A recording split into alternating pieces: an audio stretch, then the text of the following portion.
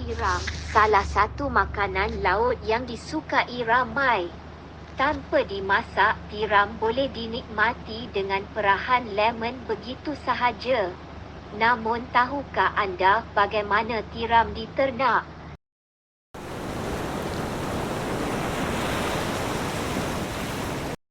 Assalamualaikum warahmatullahi wabarakatuh. Bagi bahagian pengenalan iaitu sejarah ternakan tiram antarabangsa.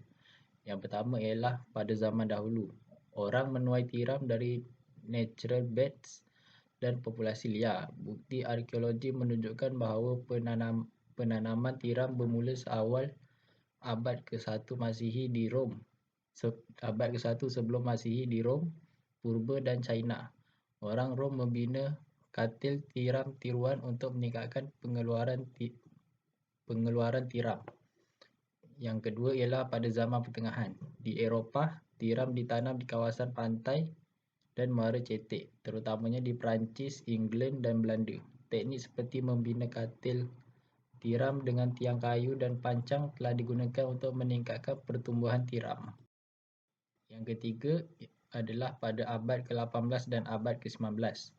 Di Perancis, petani tiram mula menggunakan teknik Claires, iaitu kolam cetek dengan campuran air laut dan air tawar untuk meningkatkan rasa tiram.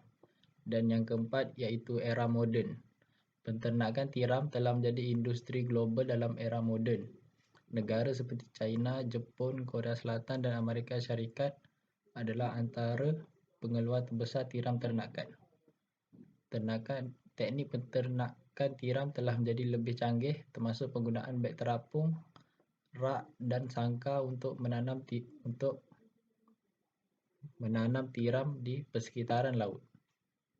Tiram agak sinonimu dengan mewah dan secara umumnya jarang sekali dimakan oleh penduduk tempatan di Malaysia kerana harganya yang mahal. Tinggi dengan mineral dan protein, tiram adalah sangat berkhasiat di samping kadar kolesterol dan kalori yang rendah. Generasi muda kurang mengerti bahawa industri tiram dalam Malaysia sudah melebihi 150 tahun. Tiram asli ataupun cross-cultured subspesies di Malaysia biasa ditemui di persekitaran payau dan marin di mana ianya berkembang pesat di kawasan pesisir pantai dan ekosistem payau bakau. Terus itu di Muar, tiram telah hidup dan diperoleh oleh rakyat Muar sejak turun-temurun lamanya. Rekod awal mengenai aktiviti ini ditemui dalam The Journal of the Indian Archipelago at Eastern in 1858 yang dikarang oleh Dr. R. McPherson, iaitu selaku Presiden Majlis di Melaka. Beliau menemani Muar dalam perjalanan ke Melaka. Yang mendapati bahawa Muar ataupun Sungai Kesang sangat terkenal dengan hasil tiramnya dan mempunyai kain yang sangat besar dan sedap. Seterusnya ialah kawasan ternakan dan benih semula jadi tiram. Tiram biasanya diternak di pesisiran pantai. Pertama sekali ialah Kedah, iaitu di Batu Lintang. Yang kedua pula adalah di Pulau Pinang, iaitu di Pulau Betung. Dan ketiga di Perak, iaitu di Sungai Jarur Mas, Kampung Telaga Nenas dan Pulau Bangkur. Yang keempat adalah di Selangor, iaitu di pesisiran pantai Port Klang dan Kuala Langat. Seterusnya ialah Johor, iaitu di Muar dan Kota Tinggi. Di pantai timur pula ialah Pahang, iaitu di Pekan. Seterusnya Terengganu di Kuala Setiu dan Kelantan di Tumpat dan Kampung Sabak. Sabah Sarawak juga mempunyai kawasan ternakan tiram, iaitu di Kota Kinabalu Sabah. Akhir sekali ialah di Miri dan Bintulu di Sarawak. Crassostrea iridalis dan Crassostrea belcheri ialah dua spesies tiram yang terdapat di perairan tropika dan subtropika di seluruh dunia.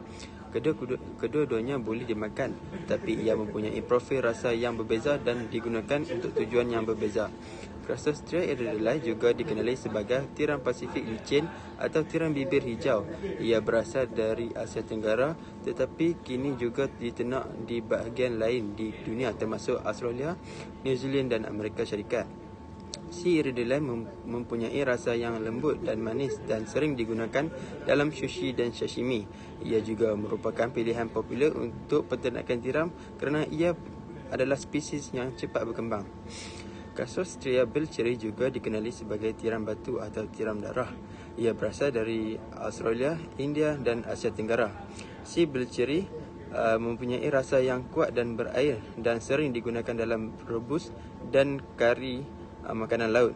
Ia juga merupakan pilihan popular untuk peternakan tiram kerana ia adalah spesies tahan lasak yang boleh bertolak ansur dengan pelbagai keadaan persekitaran.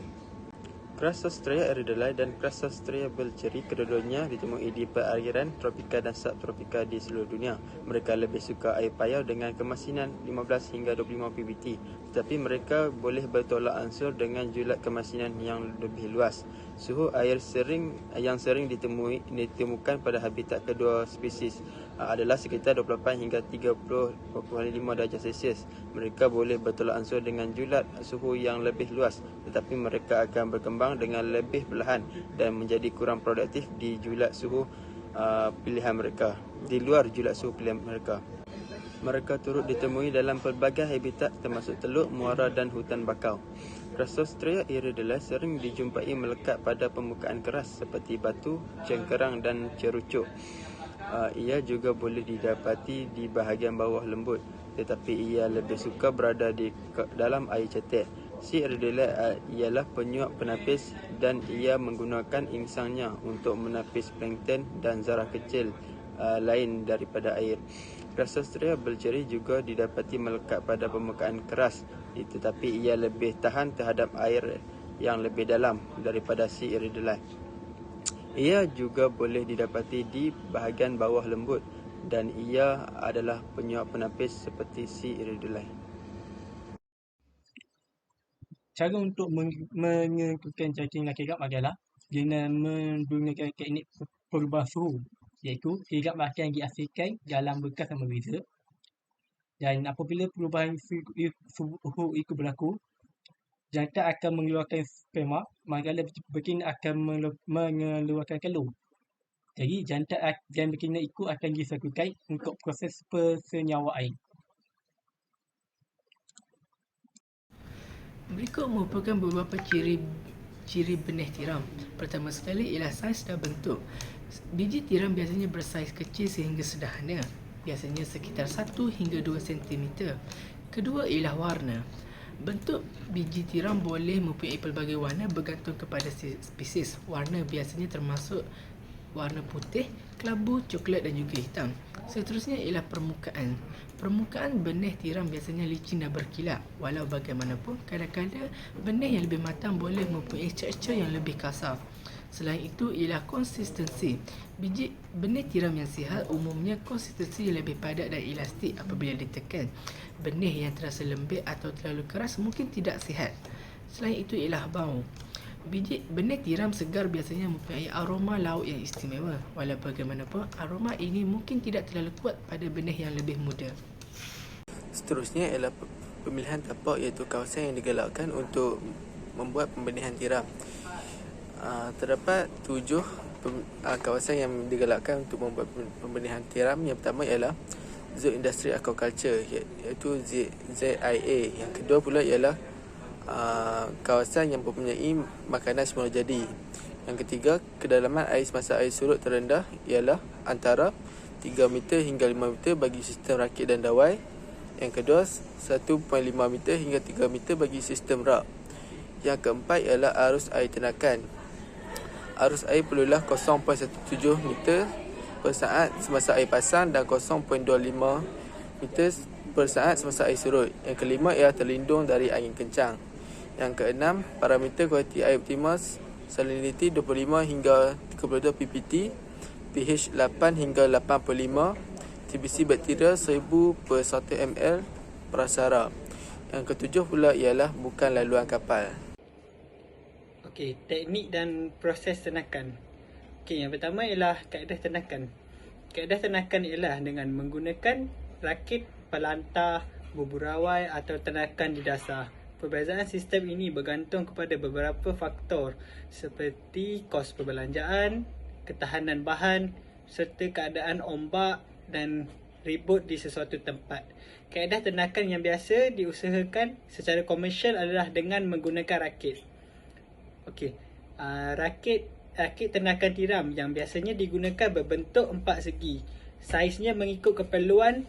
Kayu melintang digunakan untuk menggantung tali pemungut benih atau bakul untuk menternak tiram. Pelampung styrofoam dan plastik biasa digunakan untuk membina rakit. Rakit juga boleh dibina dengan menggunakan bahan HDPE atau sangkar terapung HDPE. Sangkar ataupun rakit jenis ini lebih tahan tapi kosnya 2 kali ganda lebih daripada pelampung biasa. Okey, teknik dan proses tenakan iaitu bekas tenakan. Untuk memudahkan pengendalian pelbagai jenis dan bentuk, bekas tenakan telah dicipta. Bekas-bekas tenakan yang biasa ditemui di Malaysia adalah seperti berikut: raga, tayar, bingkai netlon, dan raga sebagai bekas tenakan. Persaingan dan ancaman tiram. Tindakan untuk mengatasi persaingan dan ancaman tiram perlu dibuat supaya persaingan dan ancaman terhadap tiram dapat dielakkan di kawasan peternakan. Terdapat 5 persaingan dan ancaman tiram. Yang pertama ialah ketam. Ketam yang wujud di tempat ternakan akan memberi persaingan dari segi makanan dan kawasan kepada tiram yang diternak. Ketam dapat dicegah daripada memasuki bekas ternakan dengan menutup netlon halus di permukaannya. Yang kedua ialah tapak Sulaiman. Kewujudan tapak Sulaiman akan memberi persaingan terhadap kawasan ternakan menjadi lebih kecil yang akan menyebabkan tumbesaran tiram akan terjejas. Ia juga boleh dikawal dengan membina tempat ternakan yang tidak menyentuh kawasan dasar. Yang ketiga ialah siput. Siput sudu ataupun siput halia merupakan ancaman kepada tiram. Siput ini hidup di kawasan dasar. Cara mencegahnya boleh dilakukan dengan membina tempat ternakan yang tidak menyentuh kawasan dasar. Yang keempat ialah cacing. Serangan cacing pada tiram menyebabkan tiram akan mati. Tiram yang mengalami masalah serangan cacing tidak boleh dimakan dan tiram akan membusuk. Akhir sekali, teritik ataupun mendapan lumpur yang melekat pada tiram boleh memberi ancaman kepada tiram. Ini akan menyebabkan tiram sukar untuk membuka mulut apabila hendak makan dan akhir sekali tiram akan mati. Cara pencegahannya ialah dengan membersihkan mendapan lumpur pada tiram dan membuang teritik yang melekat pada tiram sekurang-kurangnya sebulan sekali. Seterusnya, kutipan hasil ternakan. Tiram memerlukan masa 12 hingga 18 bulan untuk membesar mencapai saiz pasaran. Saiz yang dipasarkan 9 hingga 11 cm. Pengutipan dilakukan semasa tiram cukup matang, kerana ketika ini rasanya lebih enak dan isinya lebih tebal. Kutipan mudah dilakukan untuk ternakan di atas rakit kerana ia lebih stabil. Kutipan hasil boleh dilakukan oleh seorang pekerja sahaja. Untuk tiram yang diternak pada rawai terapung, kutipan dilakukan oleh 2 orang, seorang pemungut dan seorang pengendali sampan. Tiram-tiram yang dikutip dibersihkan dari lumpur, askidian dan bunga karan. Seterusnya, tiram-tiram ini dibasmi kuman dengan menggunakan alat depurasi untuk jangka masa tidak kurang dari 36 jam untuk membunuh bakteria serta dinaflagilat yang terdapat pada tiram-tiram tersebut. Jualan tiram hidup lebih menguntungkan. Harganya tinggi dan kerja-kerja mengopek kulit tidak perlu dilakukan. Antaranya, tiram jenis Sarcostray pula dijual dengan harga 10 hingga 20 sen sebiji, dan kalau dijual isi sahaja harganya RM6 hingga RM9 sekilo. Seterusnya adalah pasaran hasil ternakan produk tiram di Malaysia, iaitu kita memerlukan dengan industri peternakan tiram di Malaysia boleh dikatakan mengalami pertumbuhan yang tinggi dalam beberapa tahun terakhir ini. Seperti pada tahun 2019, pengeluaran hasil tiram di Malaysia mencapai sekitar 3,000 tan, dan kita lihat faktor-faktor yang mendorong pada perkembangan industri tiram di Malaysia. Pertama adalah restoran dan pasar makanan, di mana tiram adalah bahan makanan popular di restoran dan pasar makanan di Malaysia. Berbagai hidangan tiram seperti tiram goreng, tiram bakar ataupun tiram rebus menjadi pilihan utama. Banyak restoran dan makanan laut di Malaysia mempunyai menu tiram segar kepada pelanggan mereka. Seterusnya kita lihat pada pasaran domestik, iaitu minat masyarakat terhadap makanan laut termasuk tiram terus meningkat di dalam negara inilah di mana trend menyediakan menu tiram di dalam restoran semakin banyak dan semakin ada di mana-mana dalam restoran lah. Masyarakat mengakui manfaat tiram yang kaya dengan protein, zat besi dan nutrisi. Permintaan yang tinggi ini telah mendorong kepada peningkatan jumlah peternakan tiram di dalam negara inilah. Dan seterusnya adalah ekspor antarabangsa, di mana Malaysia juga memiliki pasaran ekspor yang tinggi untuk hasil ternakan tiram, di mana tiram Malaysia diekspor ke banyak negara seperti Singapura, Thailand, Hong Kong dan negara-negara di Eropah. Kualiti tinggi hasil tiram di Malaysia menyebabkan permintaan ekspor meningkat. Antara ciri-ciri tiram yang rosak ialah tiram itu terbuka, tiram itu kering dan tiram itu mempunyai bau ataupun rasa yang berbeza. Antara cabaran ataupun masalah dalam peternakan tiram adalah bekalan benih iaitu yang tidak mampat, tidak konsisten, masih bergantung kepada benih liar dan tiada pembekalan yang ketat.